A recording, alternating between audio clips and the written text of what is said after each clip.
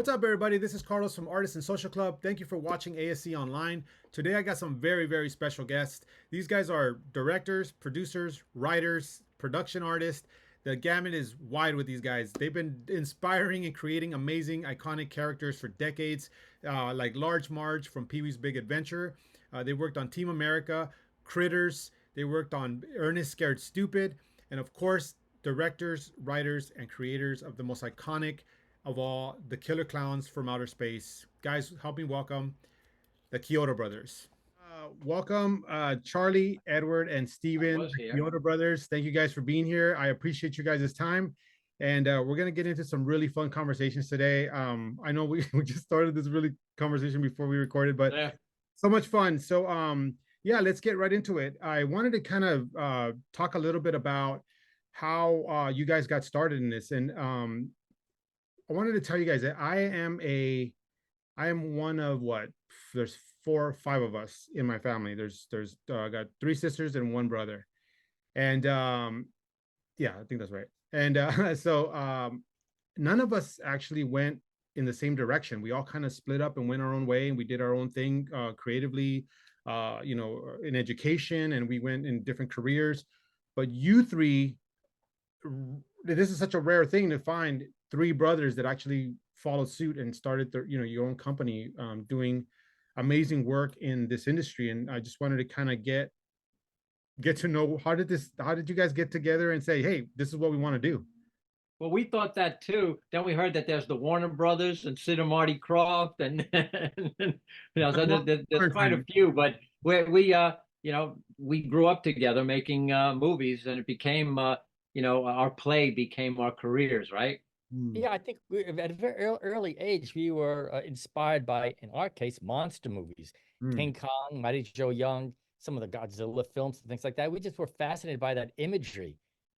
So I think once we learned how they were being done, we just got involved with, well, we want to make images like that. Charlie drew, I sculpted, Edward did some mechanical designs, but that wasn't enough. It wasn't the end all. It was bringing them to life through some other medium that made us go towards motion pictures. Yeah, just an early fascination with movies in general, starting with our grandfather's home movies that we used to, when families used to get together on holidays, that we used to go in the backyard, pull out the 16mm projector and the movie screen and watch movies. So that's a fascination with that, and then, monster movies, King Kong, Mighty Joe Young, Seven Voyages of Sinbad, Jason and the Argonauts. 2001, right? Yeah, and for me, it was 2001, but fascinations with movies and cinema in general, and then learning how it was made, and that people made these things, and that we could tell stories. Yeah, that was the fascination for me.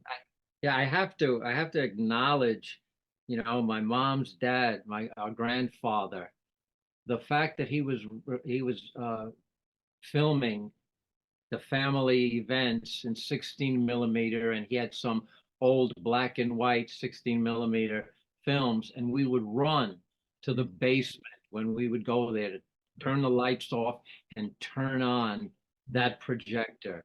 And we learned how to do it. There was a love of seeing the films that of our family and stuff. That was, and we still in the studio, we have that 16mm projector. Yeah, then we make sure we use Grandpa's projector, not Uncle Fritz's, because if you touch Uncle Fritz's projector, you got the shock. Oh yeah, that's they have that little rheostat, which you had to watch out when you touched it. Yeah, because growing up in New York, did you guys have like a place you guys can go to for like movies? Like, how we have, in California, we have Universal Studios, where you can go to the back lot, you can look at all this, how movie magic is made. Did you guys have that growing up? Oh, no, Are you kidding? We were in the Bronx. We were in the 50s. That's what I mean. You guys in New York, yeah. So we're talking 50s and 60s. Charlie and I were in the Bronx in the 50s. And then we were on Long Island with Edward in the 60s. And because we're on the East Coast, the motion picture industry was just a magical place in Hollywood. We didn't have DPs and directors and designers living in it. Well, in New York, we may be doing commercials and maybe television. So no, we didn't have that industry community around us. So it never occurred to us to begin that. But we did have an 8mm camera, then a super 8mm camera, and we would make animated films down in the basement. Rankin and in the Bronx. Yeah, go ahead. Oh, Rankin and Bass, those animated specials were very influential for us. So we would make things that we would always copy what we saw. And that was our learning. That was our learning experience. When we were in the Bronx, we didn't know people made the movies that we were watching, Mighty Joe Young. We didn't know Willis O'Brien or Ray Harryhausen, but my mom and dad saw that we were interested in monster movies. My mom took me to see Moby Dick, the Houston, film with Gregory Peck. Seventh Voyage of Sinbad. We got on the elevated tracks and she took us into Radio City Music Hall. We saw the Rockettes, but the Rockettes weren't as exciting as the Cyclops and the Baby Rock and the Dragon.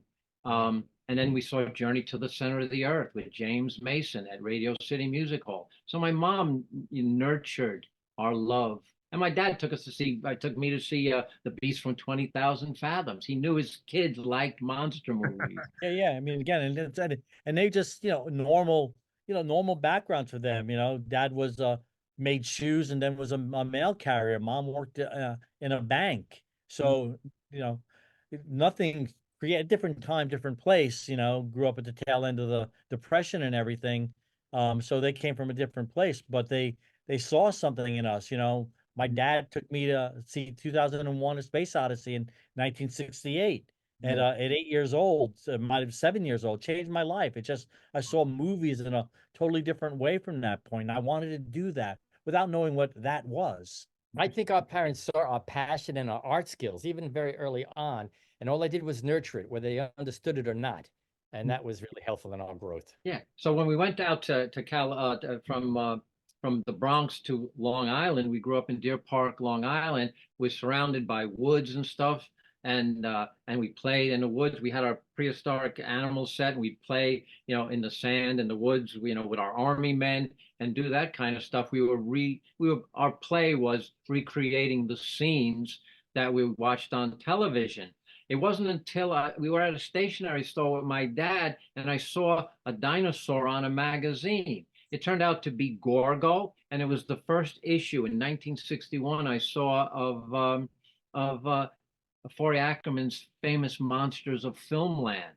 And when we opened that up, we saw all the films that we loved. And wait a minute, there were people who were making these movies. Wow. And then as we followed up on the famous Monsters issues and stuff, Forey was having amateur film competitions, Super 8 and regular 8 film competitions. So they were showing how using perspective and other home techniques, amateur techniques, you could make your own monster movies. So that was the second part of our, evolution. That's amazing. I think that's it ties into with toys, because I remember I used to work as an insurance adjuster. Like I used to work in insurance. So when I was collecting toys, I remember it didn't dawn on me that somebody was creating these things. Somebody actually had a job doing this. And I was like, wow, when it finally became one, it was just like a life-changing thing. It was just, I just couldn't go back. I couldn't go back to anything else but this. This became my thing. And I never looked back again. And I never. Yeah, we were going to be, every kid loves dinosaurs. We love dinosaurs. So maybe I wanted to grow up and maybe be a paleontologist. But then when I found out that people made them, we took the next step. Why dig them up and put bones together when you could bring them to life on film? Yeah, that's right. That's right. Well, when you guys worked on projects, after you guys started kind of getting into it, in the industry, what was your very first project that you guys were like, this is it for us, we're going all in? Like, what project was that you guys felt like this is it for you guys? Well, as far as being all in, it wasn't even a commercial project. We were all in back in high school. We were making films, and we were entering in the Kodak film festivals, local competitions, and although we never really won first place, we were always given honorable mentions, and that's because of the subject matter. Our films were always monsters chasing people, whether it was a beast from the egg or whatever. And the ecology movies were the ones that won, until I think we came up with the concept called sludge grubs, which was crabs coming out of garbage can. And that was our attempt at making an ecology film. But someone honorable mention. We were always making films. As far as jobs, it wasn't really until we actually were employed as freelance artists that we got involved in, let's say, legit filmmaking. Do you recommend what do you guys recommend for students that are thinking that they have to get into a big studio You know, like that's just like they're just driven to go to a big studio when, you know, like you're saying right now, it's like maybe that's not the way to Well, go. that's fine. I think you get you get a certain kind of bankability when you work with a larger company. Although we never really went that route, we were always more independent. But I would say to anybody, whatever route you want to go, whatever route you want to take, just make films, just make art. Hmm. That's your key. And no matter, do it on your own for whatever reasons you want, and that's what you show, and that's work gets work. And Yeah. if you Yeah, I do mean, good work, there are you'll a get a couple of job. there are definitely a couple of routes. I mean, film schools are much more abundant today than they were when we were going through that university system. I mean, Stephen went to RIT, studied film and photography, kind of made his own program there. Charlie went to Pratt Institute and studied, classic illustration. I went to several colleges, but basically on film communication was my degree. And but today there are dedicated film schools you can go to that are not necessarily universities, or really kind of the best lesson is, work on movie sets. If that's what you want to do, if you want to learn how to make movies, the technical side, being on a movie set or television crew is the best thing. But if you want to make movies, then go to college, take literature classes, and that's writing classes, English classes, learn the classics. Well, Yes, there's a thing. you could learn how to make movies by just making movies. You'll learn so much about editing and cinematography, and you'll have an idea about how your images express. Hmm. That's easy, but if you go to college, learn the rest of the world. So you know No, we something, were, make movies yeah, about something. That's right. That's right. yeah, we were fortunate that the three of us, basically had different skill sets. I could illustrate any idea that we had. We all contributed to the writing. Edward was building the set pieces of some of the early. He built us robots and a computer. Edward was. I think he studied set building in one of the universities that he went to. So he was doing that plus doing the business, making sure, writing the contracts and stuff. So we applied that. But Stephen, when we started out, we came out to Hollywood. We wanted to make films, but we went in through the back door with our individual talents. We worked for other companies. Stephen as a sculptor, an animator, I as an illustrator, and we basically learned the business by working on the sets of Yeah, Stevens. that was the first thing. And Charles and Steve they're a little, they're older than me, several years ahead of me. But Yeah, again, when I would come out to Los Angeles on a vacation, and Stephen picked me up at the airport, and we go to Bronson Cave, a popular filming location out here, to work on Sword and the Sorcerer. And I guess technically that's probably the first three Chiodo Brothers professional job. It was yeah. a job for actually their first contract job, and I happened to come out on a vacation, and I spent my first weekend in California ever in Bronson Cave. We were Wow. working on this giant crypt of heads, and Wow. I learned more in that weekend than I did in a full year of film school on offshore. You guys You touch a know, very. Go ahead. Go ahead, Charlie. Go ahead. it's funny that you go out and you're learning stuff. You're finding out as an artist or a set builder or an animator that they're hiring you to do their ideas. Mm. So we're trying to build a reputation, and in the back of our minds, we wanted to get our ideas out. And it took we had to build a 15-foot radioactive rat that was a perfect, beautiful build. Nobody was doing stuff like this, and it was hardly in the film when Steven said, "You know what? We're not going to work this hard on somebody else's film and have it not be used. Right. We have to make our own film, right?" That was what you said. You know what? Why do we waste our time? Nobody's going to see our beautiful work. So Well, we kind of redefine our purpose while you yeah, Yeah. came to California. yeah. You guys touched a very good topic. A lot of students and artists that I've run into that are struggling to get into as well. They don't really look at wanting to learn the industry. They don't want to learn the ins and outs of the business side of things. It's always They about just want to draw. the job, right? Yeah. So you get the job, and then you get stuck in that job, and then you don't move anywhere else. You know what I mean? You're just doing that. You become a cog in the machine. You don't become a big contributor. So a lot of students, a lot of people just get stuck doing that thing. So I'm glad that you guys went off and started learning the different aspects of the business, because now when you guys unite, you guys have multiple learnings from the actual, hands-on experience you guys take on. So that's great. That's great advice. It's a great, it's a tricky thing. It could be a trap. You could be hired by Disney and work for Disney as an animator or character designer for decades. And it's lucrative. You have health benefits and stuff, but you might not be satisfied as an artist because you have to do Disney stuff and they own everything that you think of, even when you go home.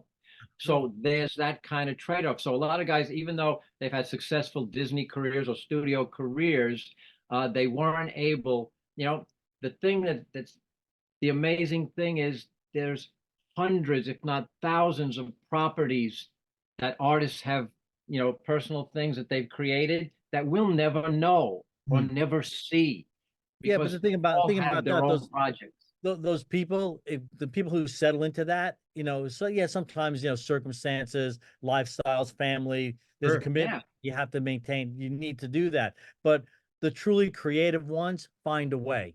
Right. They don't stay in that job. It's They true. move on. They You move know? it as a stepping stone. Yeah. And some people are really happy. Some people love Disney. They love Pixar, and they want to work there because that's the part of their expression.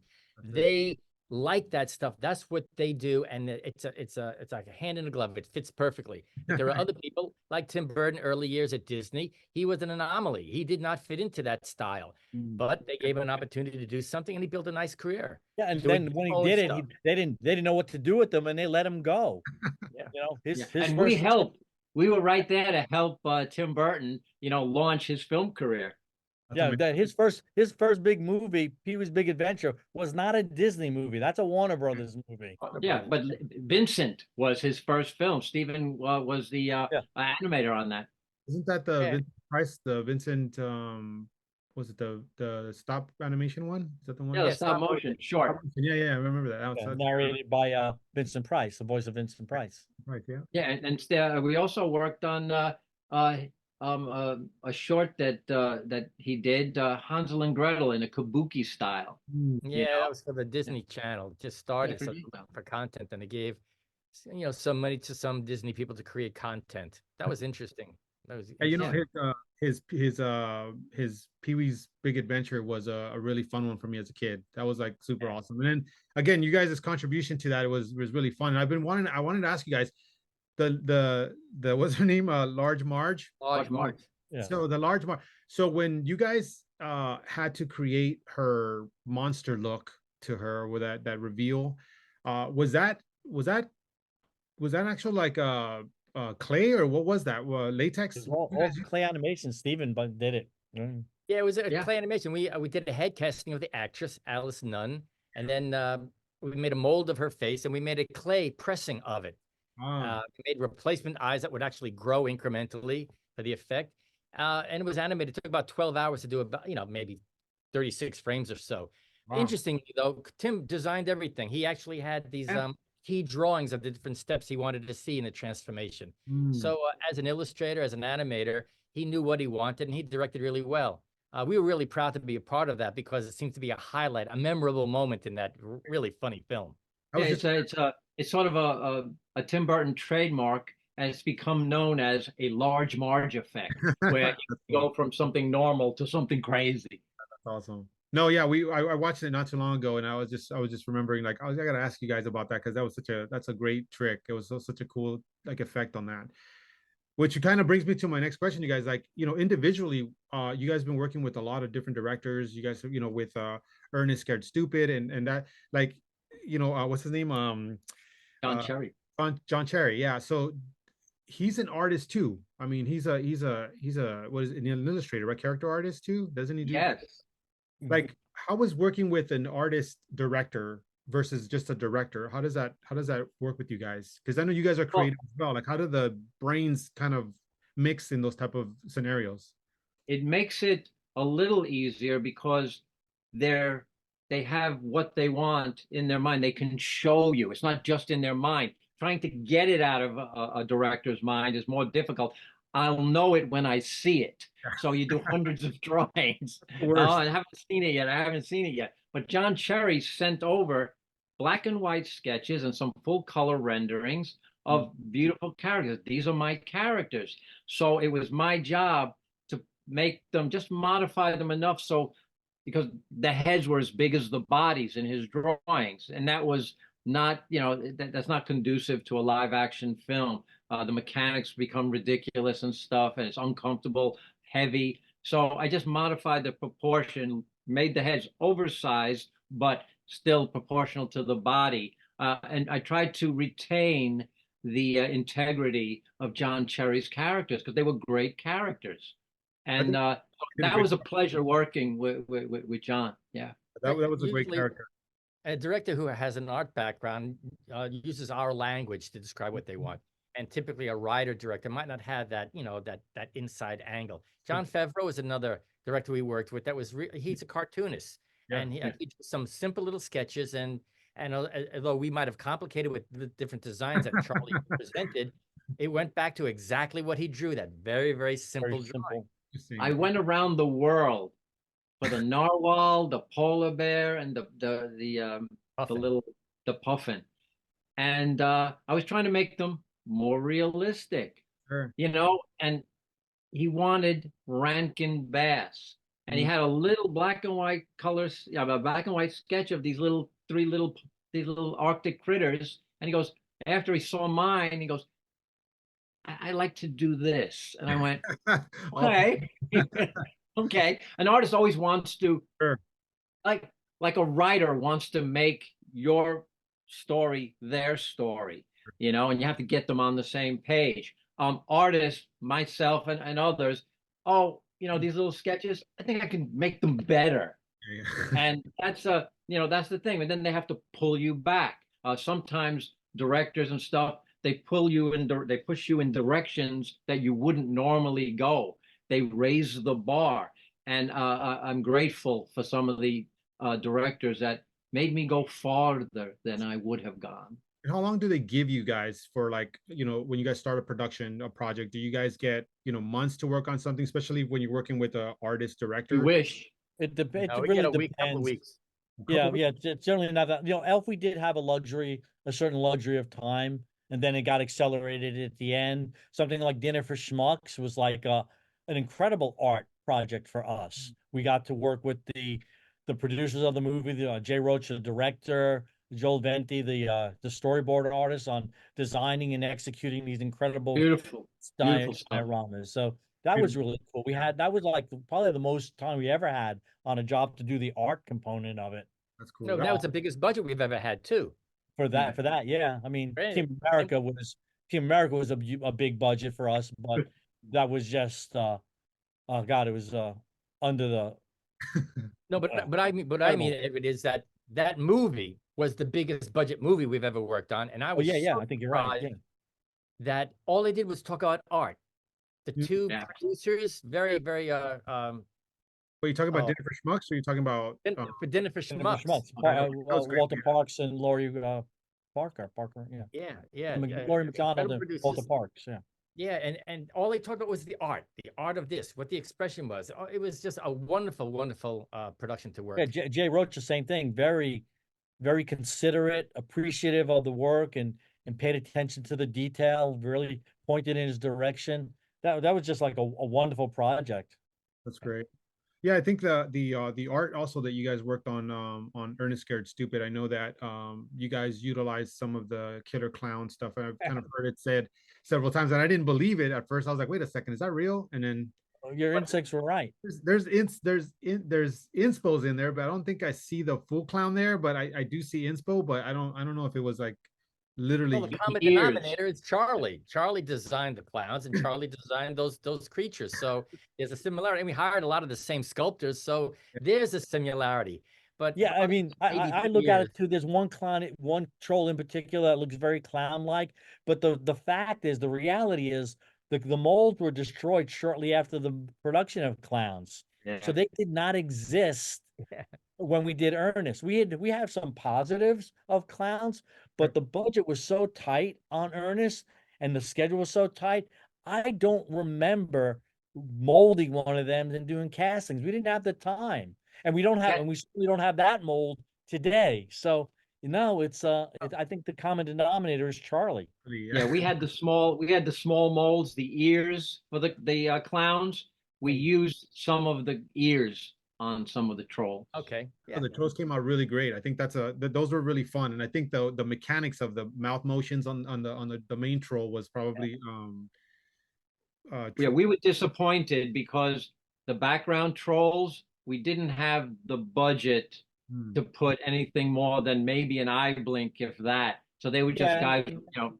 and it's pretty typical. They say, "Oh, don't worry, the background characters are never going to be seen," but then they end up getting, full screen close-ups and stuff, and which is typical. So, you know, we don't always have the budget. It's funny, like at Rick Baker's shop, there's no such thing as a background puppet because he had been Yeah. burned too.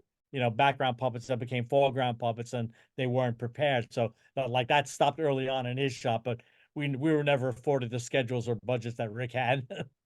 No, I mean his stuff is amazing as well. With the Killer Clown Amazing. stuff, you guys worked on? I mean, now let's moving on to Killer Clowns. Like, what inspired those clowns? Because they're so unique, and I think we talked about this before we got on. Is that every single time you see clowns, it's always the same clown. It's like always this one, almost, I don't want to say Joker inspired, but it's almost the same clown all the time. I don't know if you guys agree with that, but I have a hard time, especially with the field that I'm in, to really find something unique and different. And I think that clowns they're kind of like saturated. Where do you guys get inspired for the freshness of it? Well, it's interesting. I think what you're commenting about, that all clowns that we see, other than killer clowns, they're all based on the human body, the human form.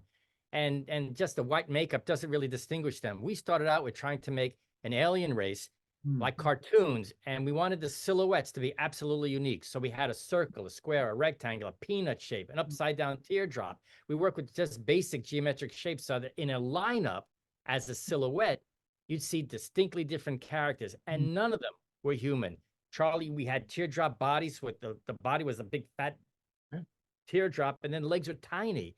Cool. So human-esque, Hair, human. Yeah, I think Clownzilla. Yeah, Clownzilla was, a mix of my two favorite things, clowns and dinosaurs. Yeah, I think that the uniqueness of your design language is super cool because it does it when I got to do that as well, I was going basic forms first, and it was just so fun and easy to do because you take the character to its basic primitive shapes, and I think that's what made it so fun and unique because you were no longer staying within the realm of, you're right, like a humanoid face. It was like everything was either boop and then it went big, and then you had this like very exaggerated proportions, and then again you had this almost like hourglass shape to them, and it just had this Well, cool. that's it. Yeah, Design-wise, it's big, small, big, small, Yes, big, yes. small. That kind of that variation. classic shot in the movie, when they're walking into the town. So Yeah. we see the clowns one side by side by side. They're uniquely different.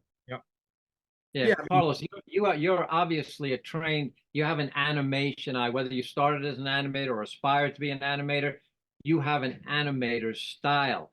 I was inspired by the classic Looney Tunes, and all those characters are in my head. Mort Drucker, Jack Davis, they're all part of my expression. Frank Frazetta, all part of my expression, amalgamation of all of that stuff. You did it naturally and so beautifully with the killer clown characters. So it's a pleasure working with little you. background there. There's the classic clown lineup. You can see they're all unique. Yeah, they And are. what's interesting is it's a race of white slug-like creatures. So the markings are like spots on a leopard, and they just kind of look like clown makeup, but they're really just spots and markings, natural markings. We wanted to make a monster, clowns, men with makeup had been done before. 100%. We wanted to do a Kyoto spin on it. That's really cool. Yeah, I think Yeah, like I said, the shape. Go ahead. Yeah, like a company philosophy, we were never into, violence, human against humans, especially violence against women, that sort of stuff. So we never really did slasher gore movies. but monster movies we were all in. A monster could do anything to anyone, women included. Because there's a level of separation. You know it's a fantasy. You know it's make believe. Yeah, that's Well, right. maybe not.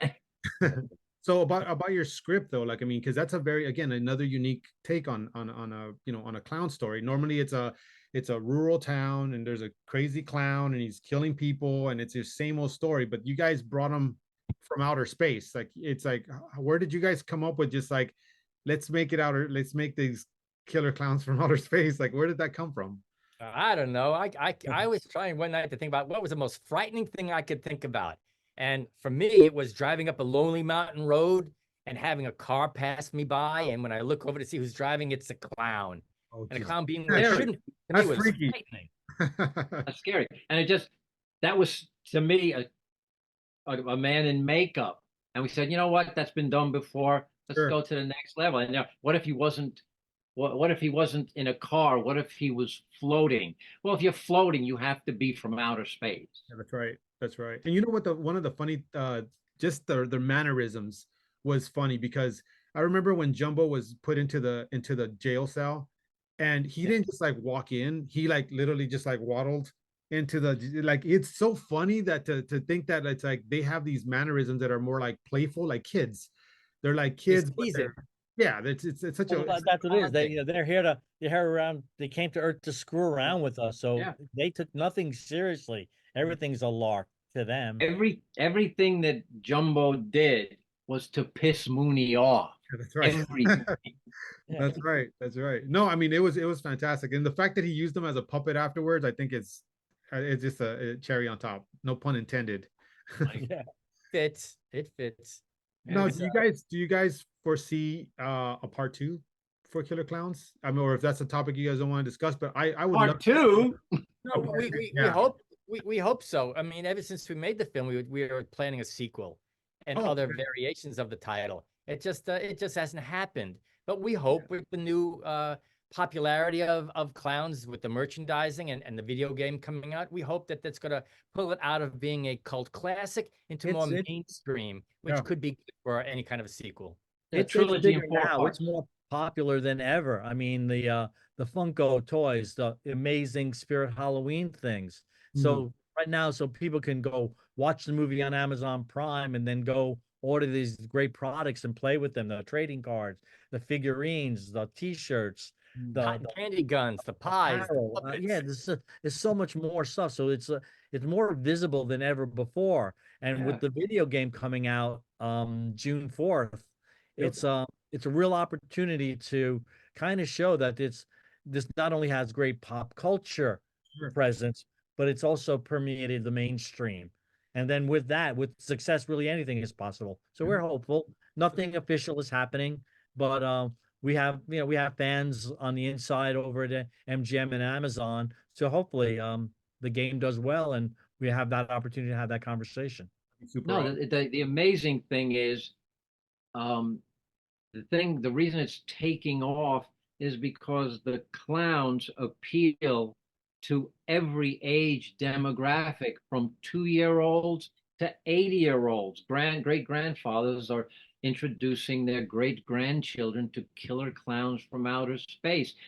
Adults are buying the lunch boxes and the backpacks for them.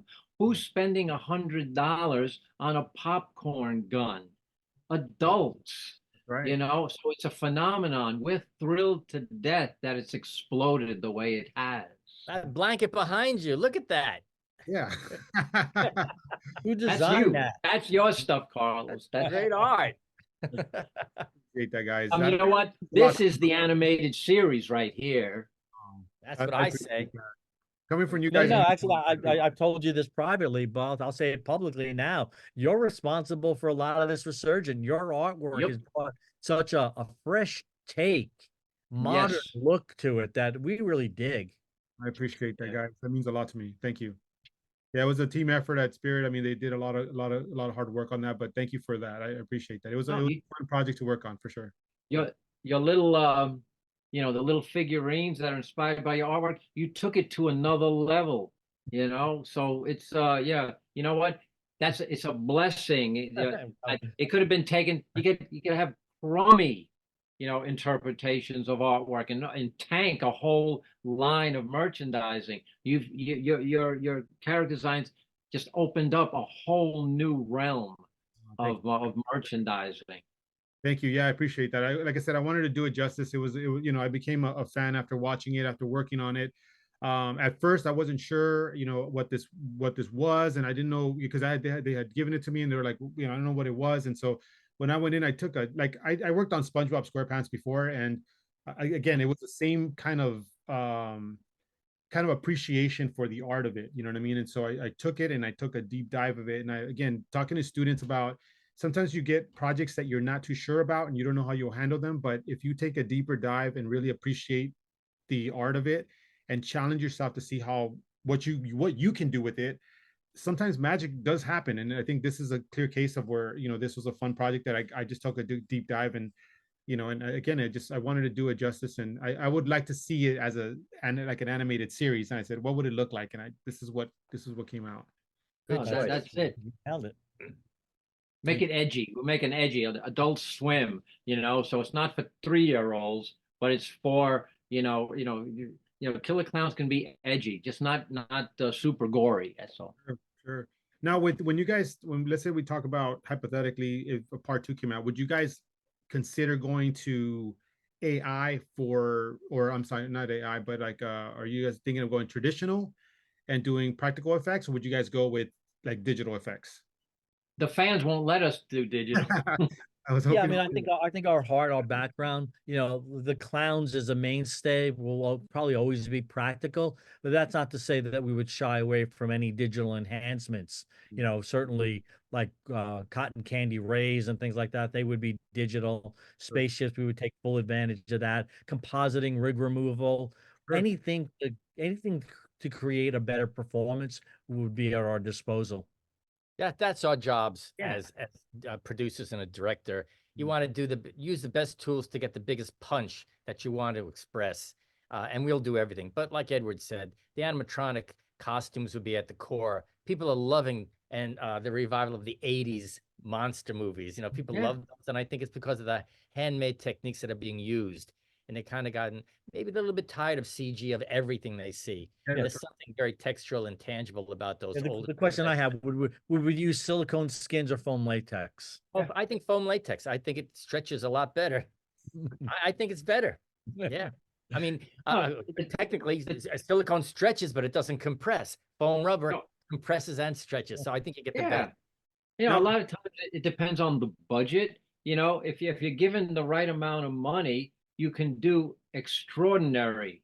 The motors now for animatronics are amazingly versatile and small and better responses and stuff. But if you're going to spend thousands of dollars to make an eye blink, and you look at a character and he blinks once or twice on camera, it might be better to put the blink in digitally and save that money for something else. So it is, it's about, utilizing your resources in a very responsible manner, a creative manner. Do you guys think that if that was the case, would you guys bring a Clownzilla or a Clownzilla like character back again, since he was like the uniquest one in the movie? He was supposed to be in stop motion. Don't you want to know what lowered Clownzilla down? Yeah, what did it lower it down? I don't know. He was a marionette.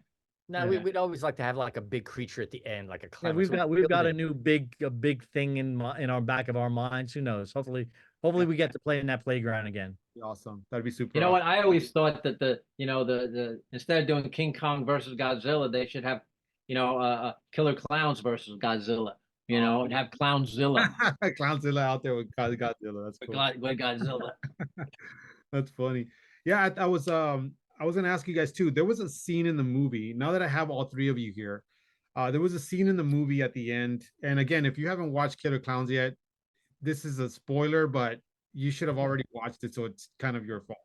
So people still haven't seen it. People haven't seen it yet. Like, yeah, you guys gotta see it.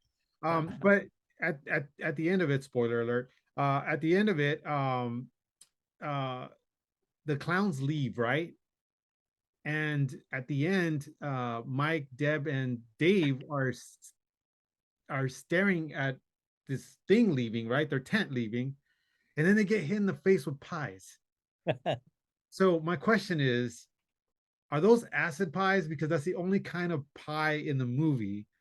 And does that mean that the clowns killed the three and had the last laugh? It's a last laugh for sure.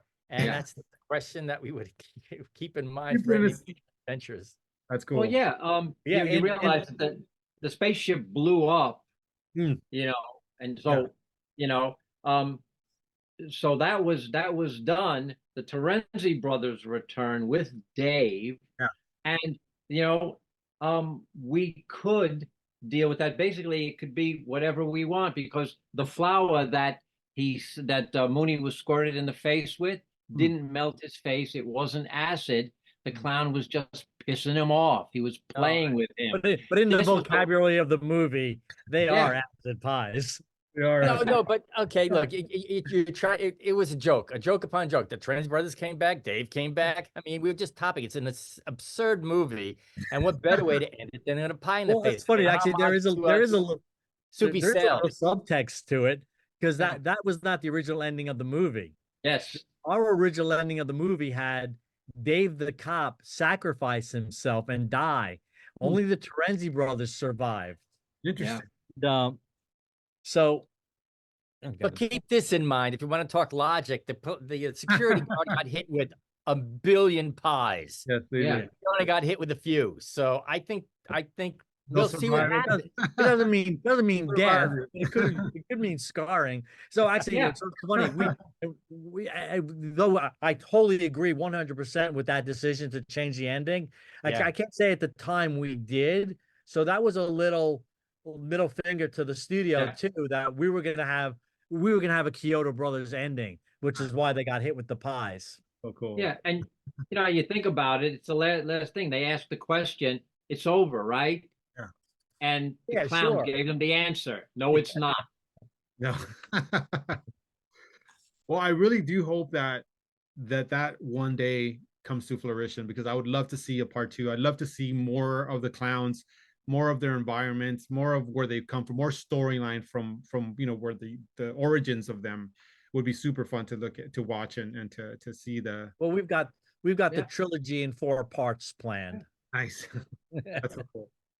An episodic series would be perfect for it to basically, tell all the stories that we've been thinking about for 30 years.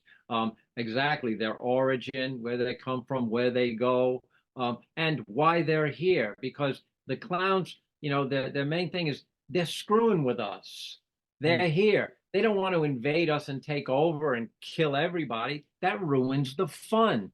They want to extend their fun, for as long as they can. And there's not just, there's not just the cotton candy cocoons. There's going to be all other kinds of things that the clowns do to you. It's more than a 3-ring circus. It's a multi-ring. It's all kinds of levels and stuff. And basically, we're going to be doing homages to every sci-fi movie and monster movie that we love. That's and cool. we'll incorporate our Chiodo spin on those adventures, those episodes. Yeah, I mean, Yeah. I think that's because I think all the features of every single one of the clowns had a very playful, kid-like. I think Charlie, I think we talked about this last time, where like, being able to like design props for the characters, you know what I mean, is to be Yeah. very kid-like friendly of each and every one of them, including, like I said, like the pies, it's very, but also their weaponry is very kid-like. It's very bulky, Play school. yeah, very play school. That was really cool. Good, good. Yeah, there's so many more things that we can mine in terms of circuses, carnivals, mimes, Yeah. everything. There's so many opportunities, so many gags, because it's still that motif permeates our society still to this day. Though people aren't as trustful of clowns, people aren't as willing to go up to clowns as they used to be, but there's still a great playground there for us to Oh, the from. clown universe. What is the clown circus Mm, like? mm, You know, that's interesting. so there's that to explore. The clown version of things. It's all there. It's all there. It's ripe. We just hit the tip of the iceberg with the clown mythology. That's so cool. Yeah, I'm excited to see what flourishes after the game. I hope this kind of expands into bigger and greater things for the franchise, and I think it'd be pretty cool. Um, so one last thing I wanted to ask you guys is, a lot of the students that we talk to at Artisan Social Club, a lot of them have very, very difficulties with their portfolios. What would be your recommendations for like do's and don'ts when you're applying for some type of production studio or talking to directors for this type of line of work? What difficulties are they having? Like what should be in a portfolio? Like what type of work should they put into it? Should it be all over? Should they put everything that they have, or should they No, put? no, Not that's everything. that. It's quality, not quantity. Yeah. You only put your best work in there. If you have one or two pieces that are really great, that's it. Don't start filling it in with things that just to get more stuff to show more work. Just put the best stuff you've got Mm, and Yeah. I whatever mean, technique you like. I always like to see a little personal work in terms of like if they're, obviously there's the commercial work that they're selling, but I always like to see like, some background, just some personal art, some life drawings, just to, especially like when it comes to like creature designers, stuff like people design creatures, but if they don't understand like anatomy and how nature works, so it's always nice to see that they have a grounded background sort of stuff. But I agree with Steven, it's quality, not quantity. Well, mm, I'll tell you, when I first came out, I wasn't the artist that I am now, being surrounded by artists, being surrounded by artists like, animators and stuff. Let me get, I think I lost the picture here. Hold on. It's all right. We see you. Yeah, okay. Uh, present yourself as an artist, which means do it on good paper, whatever technique it is, mm, and present it as art. And like Edward says, if you have any life drawing of humans or animals, that shows a more variety. A lot of times people are inspired by manga or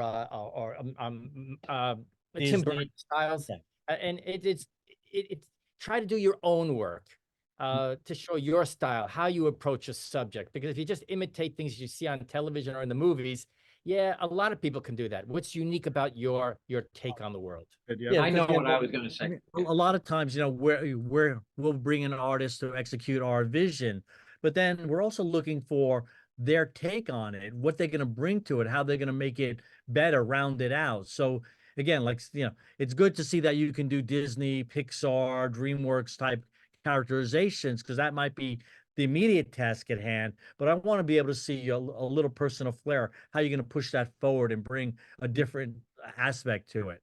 It's Yeah, very what I was going to say is when I first came out, I'd worked on Walt Kelly. He was one of my favorites. We did I Go Pogo. So I had gotten Walt Kelly's style down because I was doing that. He taught me basically how to draw. I was copying the comic strip as a child.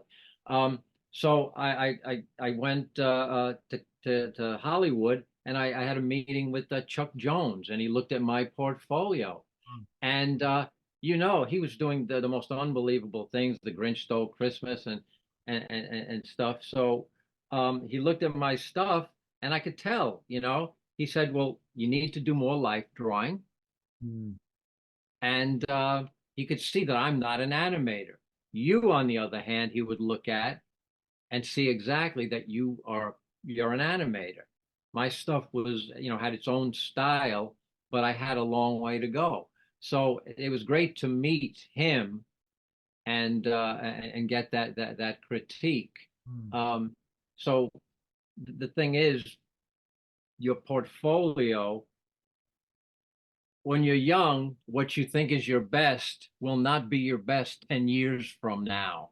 That's right. Surrounding yourself or putting yourself in a position. I got to be a better painter by working with Mark Sullivan, who was an amazing matte painter. I learned how to paint from him. I got the basics at Pratt Institute, but when I saw a matte painter and what he did and how he laid color out, that's how I learned. being surrounded by artists that are better than me Mm. raised the bar for me, and Yeah. I learned from them. And the I portfolios have to are, be Yeah, best. yeah. and portfolios are only part of it. Like the story you told us earlier about somebody who came that was utterly unprepared. Presentation, not only in terms of the artwork, but in terms of yourself. Um, you have to exude the confidence. You know, in the art world, you don't have to make excuses of why you like certain things or draw the way you do. That's your expression. Be confident in that presentation. Mm. You know, because that's important. You know, because again, we're hiring you for your talents. We're also hiring you on your personality Sure. and Work your out. creativity. There's a, Yeah, there's a don't. lot to it. There's a connection. I mean, you don't want an Also, obstinate artist, but you want somebody that's confident that's going to do the task at hand. and Mm. also know who you're pitching to, who you're talking to. You should Yeah, be familiar with the company that you're applying a job for, what their work is and what they do. I think that's an important aspect that you yeah, should. and don't be discouraged, by the criticism. The worst thing is, I guess a point that I would make is don't submit anything, a character design or something that you don't like, because inevitably they will pick the one that you hate. That's so So true. make sure that you, as an artist, you like everything that you submit, That's because right. everyone sees things differently. I've had to have artists come, I did a lot of series, and then, somebody would do a little sketch and go, no, this is what I want. And I go, oh, okay, because I was going to go off on this direction. Um, and on many times. So yeah, sometimes someone else had to come in and nail it Well, when I did. But that's all part of the learning That's well, and experience. the other big thing is then also remember that you're being hired. As soon as you get hired, you're a commercial artist. You're an Yeah. artist for hire. You're good. being paid to do what they tell you to do. If you want to do your personal art, go do that on your time. That's a fact. Yes. Yeah, I And mean now you can that's publish. Yeah, you can that's publish your own kind of books the now. sad reality of it. You know, there is that component of it. Sometimes you are there to execute their vision and learn the difference between commercial art and private art. Yeah. Yeah, one of my big, a sad story is, we did The Land of the Lost, the remake of it, and we got an opportunity to do the Slee Stacks in Nice. 1991, That's cool. 20 years after the original. And I was submitting all kinds of drawings for the Pakuni, Stink the Monkey Boy, the Jungle Girl, and the Slee Stacks. I wanted them. I thought they were reptilian, so I did my version of reptilians. I sent dozens of sketches to Sid and Marty, and I came up with this really neat leather clad Shung, the Mm. leader of the Slee Stacks, but it didn't look like the original Slee Stacks. My regret is that that Marty Crofts came to me and he said, Charlie, I kind of like the original Slee Stacks from the original series. Why didn't you make it look more like that with the dead eyes? And I said, Marty, I submitted all the drawings. All you had to do was tell me, and I would have done a version. And I whipped out a version of my version of the Mm. traditional. And I regret that I didn't do that to That's on tie them. Marty. That's No, yeah, Marty for I guess it's not on paying Marty. attention. Yeah, because I said I sent you the drawings. You never gave me any notes. Oh, Hindsight. that's cool. Well, That's hey on But we guys. made Marty. good characters. The Slee Stacks were great, and his sidekicks were a comedy relief. That's awesome. So Yeah, different show. That's awesome. Well, guys, thank you so much. I really appreciate you guys' time. I don't want to take too much of your time right now, but I do appreciate it. Thank you guys for you all. got us. Right? You have any questions? Oh, I do appreciate you guys. Thank you again for just sharing all your stories. And I do appreciate, I'm a big fan of you guys, and I'm just grateful to have you guys on the ASC Online. And again, I hope to see you guys. I hope I'll catch you guys at Monster Palooza. I don't know if you guys are going there this year. Yeah. Yeah, we're going. I'll definitely Yeah. see you guys there. It's gonna be fun, and hope we can catch up over there as well. And yeah, let me know if you guys need anything. I appreciate you guys, and we'll definitely stay in touch and everything. So All right, Carlos, thanks for asking. It was yeah, we're Carlos. looking talking to forward you. to working with you. thank you. Appreciate it. Yeah. All right, bye guys. Thank you guys so much. Appreciate it. Okay, Take take care, care. Bye, Carlos. Thanks for Carlos. We'll everything. see you soon. Yeah. Woohoo! We did it. another awesome, fun conversation. I just want to say thank you so much for sticking it out with us, guys. But also, most importantly, I want to give a big thank you to the Chiodo brothers, Steven, Edward, Charlie. You guys are amazing. I want to salute you guys and thank you guys so much for your contribution, for your inspiration for so many decades to so many artists like myself. I want to say thank you for your kind words. Those mean very, very much to me. And again, thank you guys for being here. And guys, if you guys have not subscribed, make sure you do that. Make sure you hit that notification bell as well. And stay tuned because we're going to have a lot more insights, a lot more artists, directors, and a lot more designers coming through as well. So stay tuned for that. And again, guys, thanks for watching. Make sure you follow us also on all our social platforms, and visit the Chiodo brothers as well. And their links are down below. Visit the store because they have a lot of fun stuff in there. I'm going to go hit that store in a little bit because they have a lot of stuff that Charlie drew that I'm really excited for. And I can't wait to add that to my collection back here. So guys, thanks for watching. I'll see you guys soon. Stay creative, stay inspired, and stay social. Peace.